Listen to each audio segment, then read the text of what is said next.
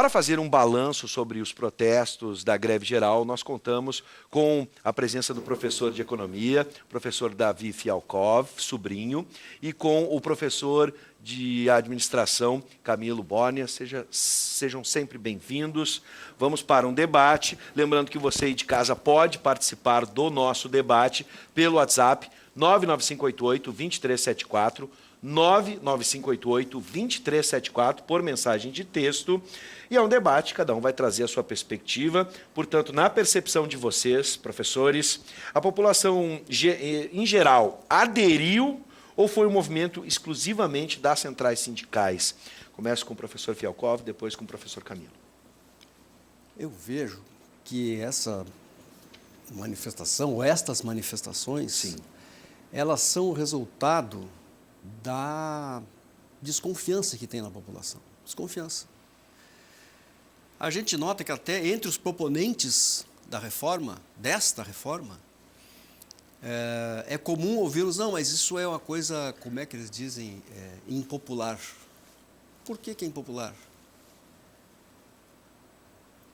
Porque vai atingir precisamente o setor mais pobre da sociedade. Eu quero destacar aqui, independente de quanto foi a manifestação, de que tamanho foi, mas já lhe digo assim, uma coisa importante que eu vi, é o quarto assunto mais comentado no mundo, a greve no Brasil. Normalmente a gente não é comentado por aí. Tá? Mas voltando aqui, é falso, é extremamente falso, é induzir a erro dizer que essa reforma vai combater algum privilégio. Os grandes salários que o governo paga na aposentadoria, né, se aposentar com esse salário integral, já não pode mais desde dezembro de 2012. Todos que entrarem depois dali não vão mais poder, vão receber o mesmo teto, 5 mil e pouco, que todos nós comuns aqui, certo? O que eles quiserem a mais, eles vão ter que ir para a Previdência Complementar, que não é o governo que sustenta, é eles mesmos que sustentam. Então, esses privilégios não vão ser mexidos por esta reforma. A economia que vai ser feita é basicamente com esses que ganham de 1 a 2 salários mínimos. Porque, veja, vai aumentar o tempo de contribuição, vai aumentar a idade mínima. Isso tudo se a gente considerar, especialmente em algumas profissões, quer dizer que a pessoa pode acabar morrer trabalhando. Ou, dito de outra maneira, não se aposentar, ou se aposentar por um período muito breve.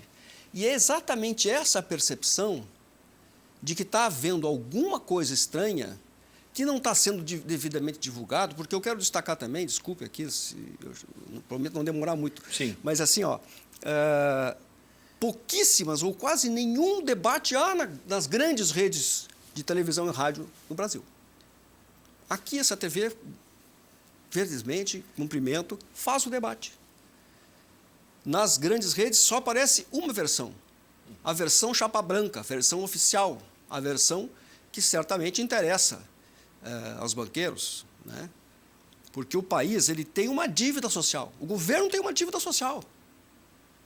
Ah, mas o governo também tem uma dívida financeira. Bom, se o senhor fosse presidente da República, deputado, senador, o senhor privilegiaria quem? A dívida social ou a financeira? O senhor vai cortar de quem? Onde é que deveria? Isso aqui é uma questão de prioridade, de opção. Desculpe. Perfeito. Aí, se eu estou me estendendo. Fique à vontade, professor. Agora é a vez do professor Camilo. Por favor, professor, sua impressão inicial sobre a greve. Perfeito. Obrigado pelo convite, Luiz. Focando no assunto greve. A greve já era de esperar, literalmente foi um fracasso. Ela basicamente se deu baseado aí nas categorias do serviço público e aquelas que, de certa forma, se pode atingir por meio de piquetes, né? Pega ali companhias de ônibus e afins. Para variar, uma greve que aconteceu durante a semana, tá? Porque direito à manifestação todos têm. Por que não fazem a manifestação no domingo ou num dia não útil?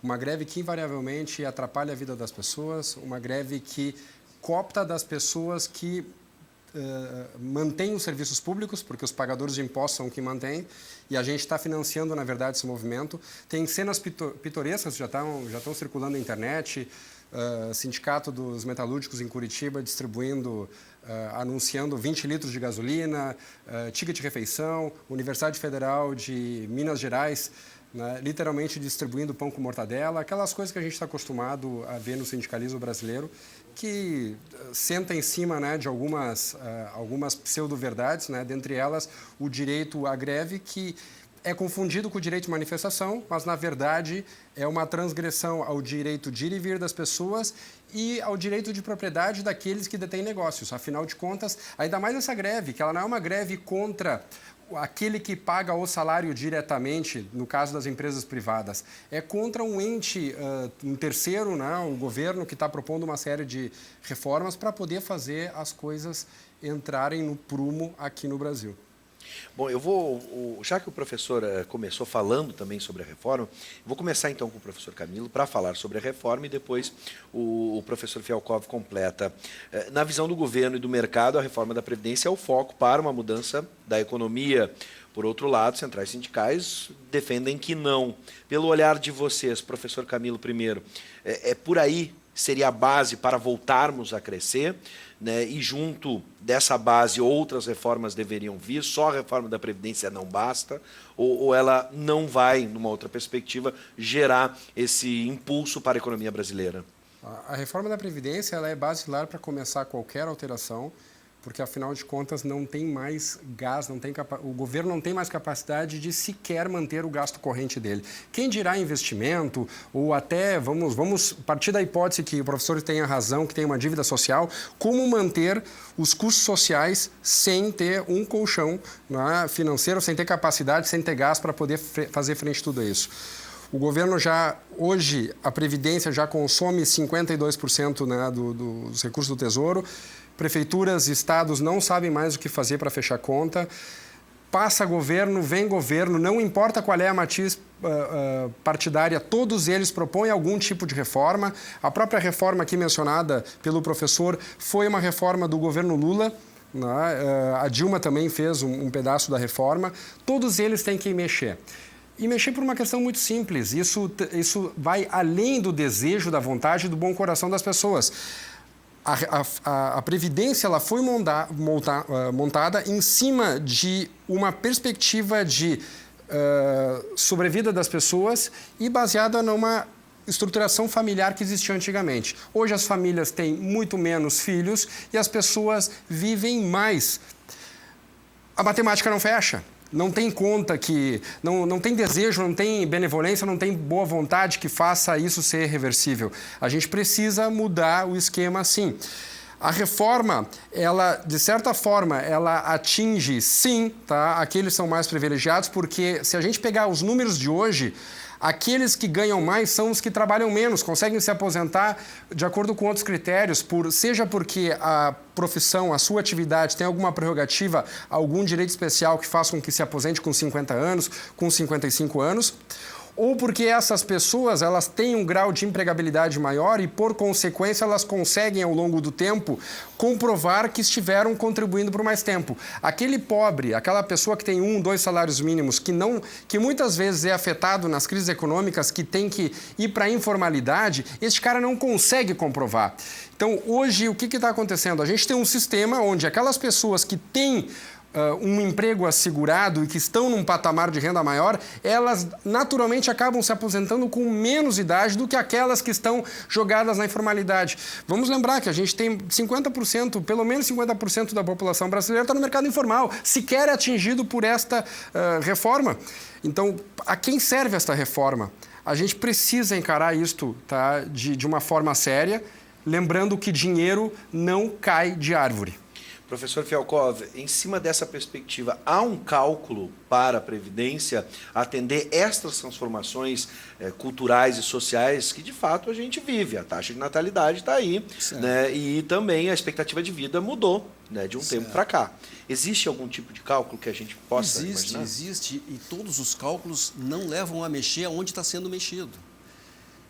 Eu não vejo que a economia vai crescer com a reforma da Previdência. Eu não vejo nem os economistas, os empresários que são a favor da reforma da Previdência, acham que a reforma da Previdência vai fazer a economia brasileira crescer. Ninguém acredita. Vai influenciar pontualmente, marginalmente, mas não é o eixo.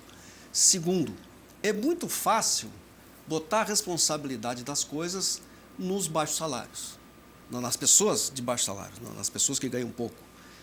Uma época a crise era porque tinha excesso de demanda, então o que? Faz reforma trabalhista, achata o salário, tira direito, etc. e tal, que a economia vai andar. Andou? Não andou. E agora vão cortar o da Previdência, só cortar, mas não corta do outro lado. Ou seja, o alvo é sempre o mesmo, o discurso é sempre o mesmo, é sempre tirar a proteção social, é sempre atacar o cidadão comum, atacar quem trabalha. Quem fala que é privilégio, certas profissões se aposentam mais cedo, sabe por que se aposentam mais cedo? Porque a pessoa aqui às vezes não conhece o que é trabalhar com uma solda. As condições de trabalho de certas profissões são extremas. Eu vi agora há pouco esse regime, depois eu falo da capitalização, se der tempo, mas, por exemplo, na capitalização, né, eles vão tirar, porque hoje a capitalização ela tem 4 pilares que sustentam. O cidadão, o trabalhador que contribui com uma parte, o empregador que contribui com outra, o governo com alguma coisa e o capital, contribuição social sobre o lucro líquido. Então, eles vão tirar 3 partes, vão deixar o trabalhador, vão deixar ele sozinho, você sozinho com o banco, sem garantia de que você vai receber sobre o salário que você contribuiu.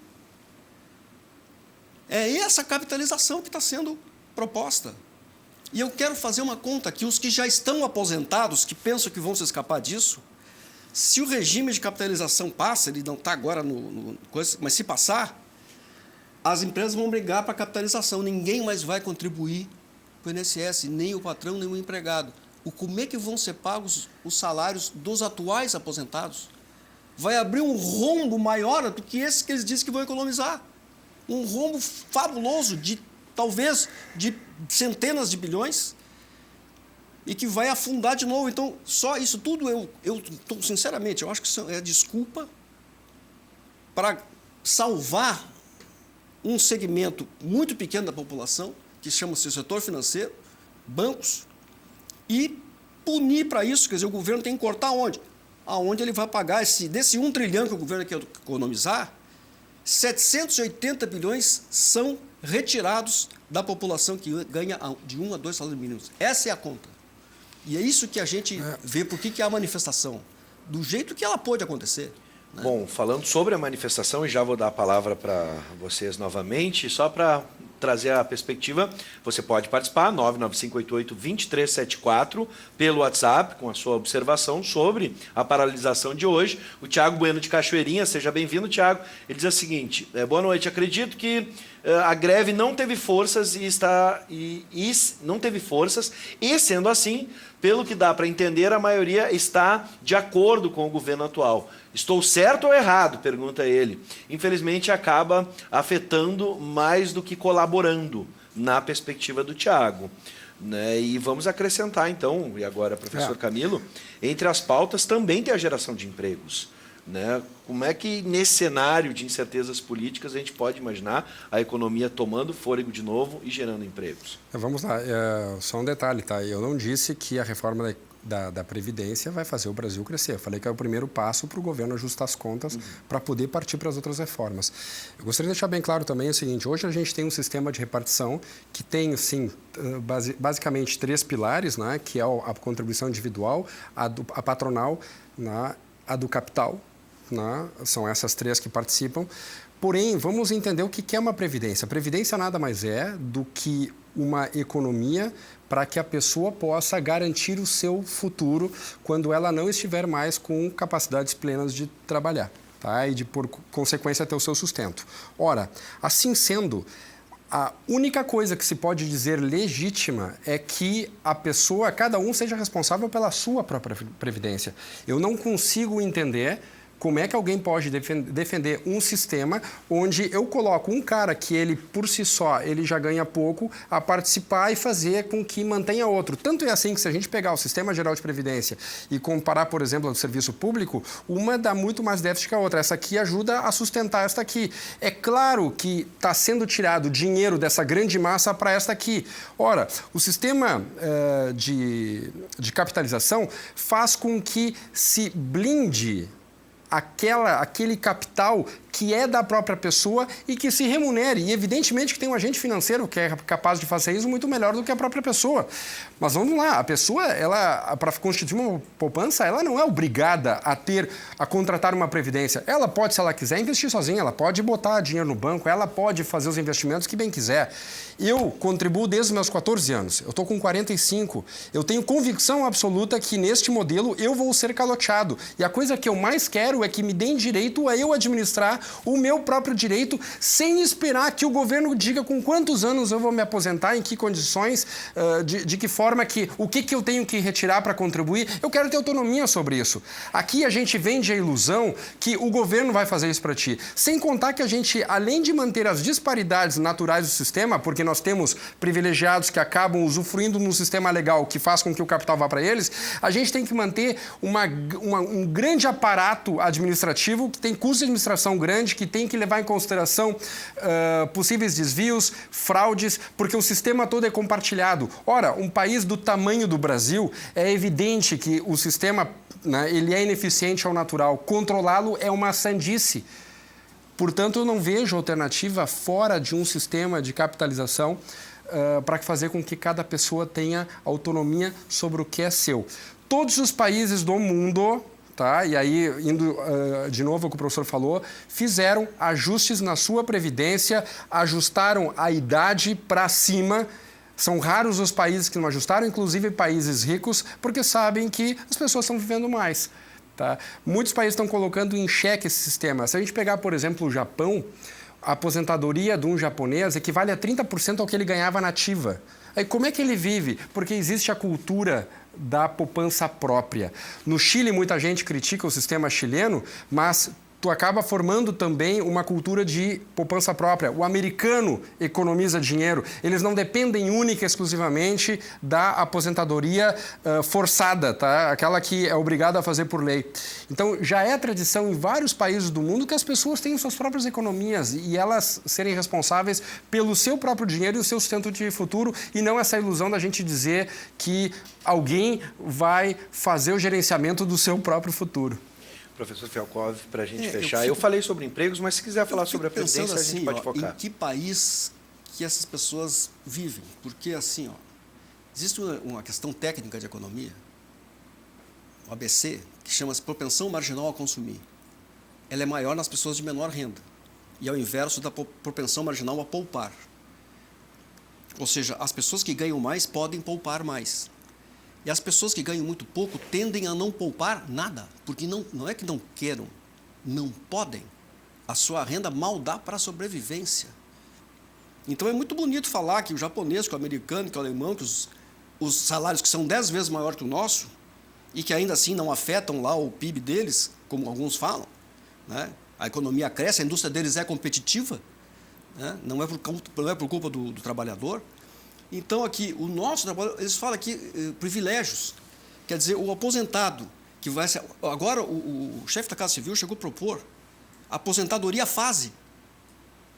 O rural, ele vai se aposentar com a idade de 55 anos, vai ganhar só R$500. Depois, com 65, ele vai passar para o salário mínimo. Mas o que é isso? É não saber o que é a vida dura do trabalhador rural. Porque ele não tem hora para começar, não tem hora para terminar, para alimentar os animais, para cuidar da plantação, ele não tem direito de adoecer, ele não tem sábado, não tem domingo, não tem feriado, é uma vida sofrida, isso acaba afetando a qualidade de vida, a expectativa de vida. Então, ninguém concedeu as idades menores de aposentadoria por uma bondade, mas por uma adequação à realidade dessas pessoas. Então, aqui não é um privilégio nenhum, isso não é privilégio. Propor uma coisa dessas, a aposentadoria fase, é de uma ignomínia, de uma maldade que não tem tamanho, como essa de tirar todos os suportes da Previdência e deixar o cidadão sozinho frente ao banco. Isso aí é sem garantia de nada. Isso é gravíssimo. Bom, senhores, cabe lembrar aqui que o debate vai ser retomado porque nós não temos ainda uma definição quanto à reforma da Previdência. A gente teve hoje uma manifestação. O governo leva 40%, só gostaria de lembrar disso. Bom, para encerrar, eu sei que a gente não vai atacar todos os pontos hoje da proposta, inclusive a proposta está sendo, o relator está apresentando ainda a proposta à sociedade. Então, eu garanto que esse debate vai ser retomado e já deixo aqui o convite, sempre agradecendo a presença, por aceitarem o nosso convite e refaço esse convite para uma outra oportunidade. Professor Davi Fialkov Sobrinho, economista, e professor Camilo Bórnia, professor de administração. Sejam sempre bem-vindos e até um próximo encontro.